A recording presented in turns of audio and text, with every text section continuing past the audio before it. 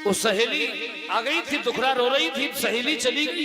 एक दिन बहन आ गई, बहन ने उदास चेहरा देखकर क्या बात है, ये फल खाने को दिया है, संतान की डिमांड की है, संतान हो जाए, हमें भी चाहिए संतान, तो कष्ट नहीं हो। सुन तू फल छोड़, मैं इसी समय की गर्भवती हूं, मेरे पुत्र होगा, मैं तुझे दूंगी।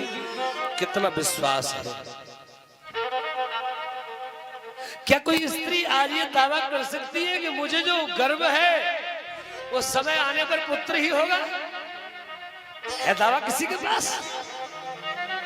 कोई स्त्री दावा करके दिखाए कि मुझे पुत्री होगी? लेकिन वो धुंधुली की बहन है। धुंधुली कैसी है बता चुका हूं, और उसकी बहन है और वो दावा कर रही है कि मुझे गर्भ है, मुझे पुत्र होगा, वो पुत्र मैं तुझे दूंगी। चूंकि वरदान भी वहां पुत्र का लगा हुआ है। पुत्र क्या होगा?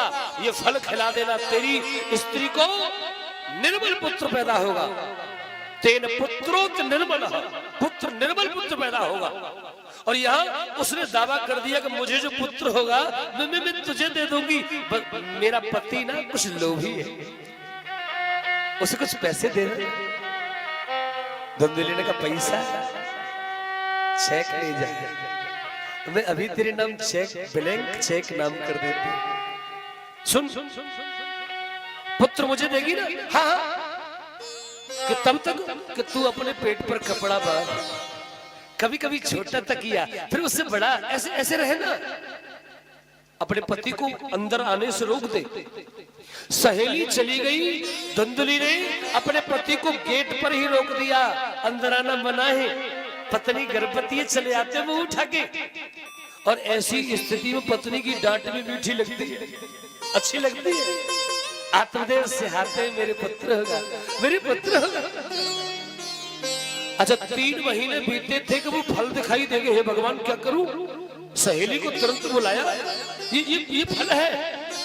सहेली ने कहा सुन, तेरी यहाँ गाय है ना, गाय बांझ है, खिला दे।